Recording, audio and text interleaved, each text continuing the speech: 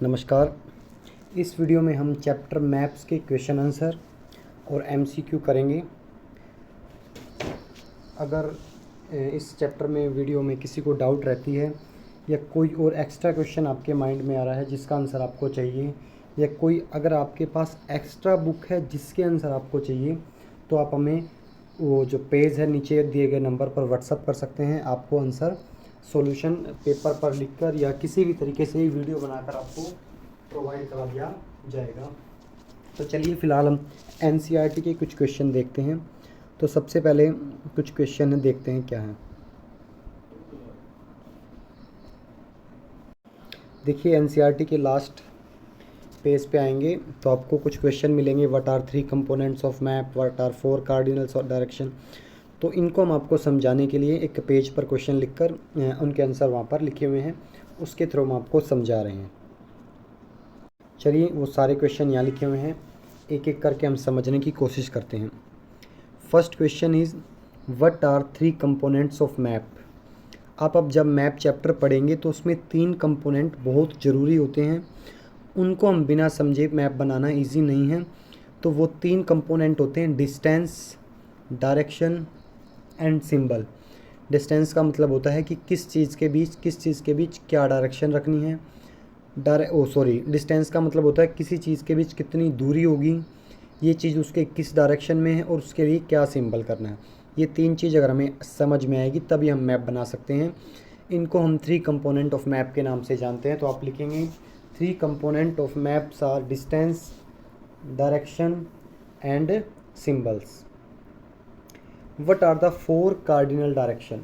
ये बच्चों को पता है कि मैप की अगर डायरेक्शन पढ़ना चाहते हैं तो मैप के अंदर 4 डायरेक्शन मेन होती है। वैसे 8 डायरेक्शन होती है, वो उसके सब पार्ट भी होते हैं, लेकिन मेन 4 डायरेक्शन होती है। ऊपर की तरफ आपको नॉर्थ याद रखना है, नीचे की तरफ साउथ, राइट हैंड की तरफ ईस्ट एंड लेफ्ट हैंड की तरफ वेस्ट। तो 4 डायरेक्शन क्या होती है मेन आपको बताना है। The 4 cardinal direction are east, west, north and south. 2 question काफ़ी इजी थे। What do you mean by the term of the scale of the map. देखिए क्या होता है, हम किसी चीज़ का मैप बना रहे हैं। मुझे अपने घर से लेके स्कूल तक का मैप बनाना है। मान लीजिए मेरा स्कूल घर से लेके स्कूल के बीच की डिस्टेंस 2 किलोमीटर है। तो मैं 2 किलोमीटर लंबा पेज तो लेके नहीं आ सकता, मुझे उसी पेज पर मैप बनाना होता है। तो मुझे क्या करना होता है, जो एक्चुअल डिस्टेंस है ग्राउंड पर, जो डिस्टेंस है एक्चुअल, उसका एक पेपर पर डिस्टेंस के अकॉर्डिंग रेशियो निकालना पड़ता है, जिसे हम स्केल ऑफ मैप कहते हैं। जैसे अगर मैं चाहूँ कि भैया मैं 1 किलोमीटर के लिए 1 सेंटीमीटर यूज़ करूँगा, तो अगर एक स्थान दूसरे से 2 किलोमीटर तो मैं उसके लिए 2 सेंटीमीटर यूज़ करूँगा। कोई स्थान किसी से 5 किलोमीटर तो उसके लिए मैं 5 सेंटीमीटर यूज़ करूँगा, ताकि मैप देखने से पता लग जाए कि कौन सा प्लेस उससे कितनी दूर है। लेकिन अगर हम बिना स्केल के यूज़ करते हैं तो मैप देखकर अंदाज़ा लगाना इम्पॉसिबल है। हमें लगेगा कि इससे पास है लगेगा, लेकिन वो दूर है, ऐसे हमें आइडिया होना पड़ता है। The term the scale of map, यानी जो स्केल ऑफ मैप टर्म है उसका मीन्स का मतलब है the ratio between actual distance on the ground. यानी एक रेशियो होता है किस किस का बीच, जो एक्चुअल डिस्टेंस है ग्राउंड पे and distance shown on the map, जो मैप पे हमने डिस्टेंस दिखाई है उसके बीच का ये रेशियो होता है। How are maps more helpful than a globe.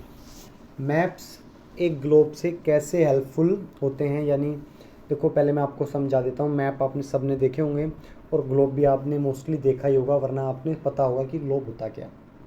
लेकिन ग्लोब जब हम पढ़ते हैं, कंप्लीट अर्थ के बारे में पढ़ते हैं, तो हम ग्लोब की हेल्प लेते हैं। लेकिन ग्लोब में इतनी डिटेल इन्फॉर्मेशन नहीं दी जा सकती कि बिल्कुल पॉइंट टू पॉइंट लिखा जाए, क्योंकि उसने पूरी अर्थ के बारे में लिखना है। लेकिन जब हमें एक पार्ट के बारे में पढ़ना हो कि हमें सिर्फ इंडिया के बारे में पढ़ना है, या हमें सिर्फ इंडिया की रिवर के बारे में पढ़ना है, या सिर्फ हमें ऑस्ट्रेलिया के बारे में पढ़ना है, या हमें फॉरेस्ट के बारे में पढ़ना है, तब हमारे लिए ग्लोब हेल्पफुल नहीं है। तो ग्लोब किस तरीके से हेल्पफुल नहीं हो पढ़ते हैं। Globe can be useful when we want to study the whole earth. Globe तब यूज़फुल हो सकता है जब हमें पूरा अर्थ के बारे में स्टडी करनी होती है। But when we want to study one part of the earth, one part of earth in detail, लेकिन जब हम अर्थ का एक पार्ट डिटेल में पढ़ना चाहते हैं, then we have to read maps, तो हमें मैप्स के पढ़ना पड़ता है। और दूसरा पॉइंट इसका ये होता है कि ग्लोब्स को इधर से उधर ले जाने में दिक्कत होती है, but map is easy to carry. चलिए नेक्स्ट पेज पे चलते हैं। कुछ क्वेश्चन और हैं, 3 क्वेश्चन और है जो उसको हम समझाते हैं। Differentiate between a map and a plan. देखो मैप क्या होता है, मैप एक प्रॉपर वे में बनाया जाता है, उसके लिए हमें डिस्टेंस भी पता होनी चाहिए, डिस्प्ले डायरेक्शन पता होनी चाहिए और सिंबल, इनका हम यूज़ करते हैं। लेकिन प्लान क्या होता है, प्लान होता है कि हम एक किसी का रफ़ स्केच बनाए, जैसे हम घर बनाना चाहते हैं तो एक रफ़ स्केच बना देते हैं कि यहाँ हमारा वॉशरूम होगा या हमारा इस तरीके से होगा, तो हम एक वहाँ पर एक रफ़ स्केच बना देते हैं, प्रॉपर हम वहाँ पर बिल्कुल भी नहीं बनाते। तो जैसे यहाँ वॉशरूम होगा, यहाँ हमारा रूम होगा, तो उसको प्लान बोलते हैं। A map, we can study a part of the earth with help of a map, यानी हम मैप की हेल्प से अर्थ के एक पार्ट को पढ़ सकते हैं। लेकिन प्लान में आपको क्या लिखना है, a plan is a detail drawing of small areas, जबकि एक प्लान छोटे छोटे एरिया की एक ड्राइंग होती है। जैसे हमें यहाँ हॉस्पिटल बनाना है तो यहाँ हम रूम बनाएंगे, यहाँ हमें हॉस्पिटल के वार्ड्स बनाएंगे, यहाँ डॉक्टर रूम होगा, इस तरीके से। या स्कूल का मैप प्लान बना सकते हैं आप कि हमारा लाइब्रेरी है, ये एक मतलब डिटेल ड्राइंग होती है छोटे एरिया की। जबकि मैप इतना छोटे एरिया का नहीं बनता, मैप कम से कम कंट्री, विलेज या फिर इन चीज़ों का बनता है। मैप में लिखेंगे आप, it contains a lots of information, map में काफ़ी इन्फॉर्मेशन डाली जाती है। जैसे रिवर के बारे में पढ़ रहे हैं तो हर एक रिवर का रास्ता दिखाया जाएगा या हर एक रिवर का ये चीज़ें दिखाई जाएंगी। जबकि प्लान में डिटेल्स होती हैं वो सिंबल के रूप में दी जाती है, यानी सिंबल उनको दे देते हैं। विच मैप प्रोवाइड डिटेल इन्फॉर्मेशन, कौन सा मैप डिटेल इन्फॉर्मेशन देता है। देखो एक मैप होता है स्मॉल स्केल मैप, जिसमें हम बड़े एरिया को दिखाते हैं, तो बड़े एरिया को दिखाने के लिए डिटेल इन्फॉर्मेशन नहीं दी जा सकती। लेकिन एक मैप होता है लार्ज स्केल मैप, जिसमें हम छोटे एरिया का दिखाते हैं, जो हमें डिटेल इन्फॉर्मेशन देता। तो आपको लिखना है large scale maps provide detail information. How do symbol help in reading map, symbol reading करने में मैप में कैसे हेल्प करते हैं। तो देखो जब हम सिंबल देखते हैं तो हमें रीडिंग करने में आसानी होती है, क्योंकि जो कम पढ़ा लिखा बच्चा है वो भी सिंबल देखकर मैप का पता लगा सकता है कि यहाँ भाई टेंपल का साइन है तो यहाँ टेंपल होगा, यहाँ ब्लू कलर से दिखाया गया तो यहाँ रिवर होगी। तो ये मैप पे सिंबल हेल्प करते हैं हमारी मैप पढ़ने में। With use of symbol maps are informative and easier to read, यानी जब हम सिंबल का यूज़ करते हैं मैप इंफॉर्मेटिव यानी ज़्यादा सूचना देने के साथ ईजी हो जाता है पढ़ने के लिए। Even less educated man can understand symbol, और जो कम पढ़ा लिखा व्यक्ति है वो भी सिंबल को पढ़ सकता है। तो ये कुछ 7 क्वेश्चन थे। उसके बाद कुछ MCQ हैं, चलिए 4 MCQ है इसमें। बाकी अगर किसी को फिर से कोई एक्स्ट्रा क्वेश्चन, बार बार बोल रहा हूँ मैं, नीचे हमारा व्हाट्सअप नंबर है, वहाँ आप व्हाट्सअप करके सॉल्यूशन ले सकते हैं। Tick the correct answer. Map showing distribution of forest are called dash, यानी जो फॉरेस्ट के बारे में इंफॉर्मेशन देंगे ऐसे मैप को क्या कहते हैं। देखो एक होता है फिजिकल मैप जो हमें कॉन्टिनेंट, माउंटेन्स, इनके बारे में इंफॉर्मेशन देगा। लेकिन एक मैप होता है पॉलिटिकल जो हमें बाउंड्री दिखाएगा स्टेट वगैरह की।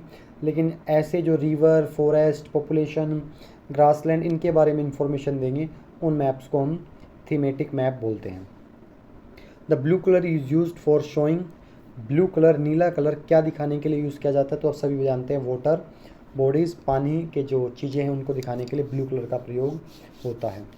एक कंपास इज़ यूज्ड, कंपास का यूज़ क्यों होता है। तो इसका ईजी आएगा, to find the main direction. जब हम कहीं होते हैं हमें डायरेक्शन का नहीं पता, तब हम कंपास का यूज़ कर डायरेक्शन का पता कर सकते हैं कि नॉर्थ डायरेक्शन है या साउथ डायरेक्शन है। लास्ट है, scale is necessary for a dash, एक स्केल किसके लिए ज़रूरी है, हम पढ़ चुके हैं। मैप के लिए स्केल ज़रूरी होता है, स्केच के लिए कोई ज़रूरी नहीं है, सिंबल्स के लिए स्केल का कोई लॉजिक है नहीं। तो scale is necessary for a map.